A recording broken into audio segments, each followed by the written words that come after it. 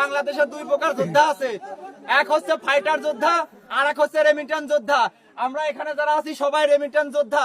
আমরা শুধু একটা কথাই বলতে চাই, 1971 সালে যখন আমাদের দেশে যুদ্ধ হয়, যত মুক্তিযোদ্ধা ছিল সবাই যুদ্ধ করেছে দেশ এবং পরিবারকে রক্ষা করার জন্য। আর আমরা প্রবাসীরা, আমরা সকল প্রবাসীরা দেশ এবং পরিবারকে রক্ষা করার জন্য দিনের পর দিন, বছরের পর বছর প্রবাসের মাটিতে মৃত্যুর সাথে পাঞ্জা লড়ে যুদ্ধ করে যাচ্ছি এবং বাংলাদেশে আমাদের পরিশ্রমের টাকা রেমিটেন্স আমরা বাংলাদেশে পাঠাচ্ছি। আর আমাদের এই প্রবাসীর কোনো মূল্যায়ন কেউ করে না, আমাদের কোনো দাম নাই, আমরা শহীদের খাতায় উঠতে পারি না। হাজারো মায়ের বুক খালি হচ্ছে এই প্রবাসের মাটি থেকে। আমরা বাংলাদেশের সরকারের প্রতি তীব্র নিন্দা জানাচ্ছি। বাংলাদেশের মুক্তিযোদ্ধাদের যদি 30% কোটা থাকে, তাহলে আমাদের প্রবাসীর পক্ষ থেকেও 30% কোটা চাই। আমরা সকল প্রবাসী, শুধু মালয়েশিয়া প্রবাসী না, আমরা বিশ্বের যত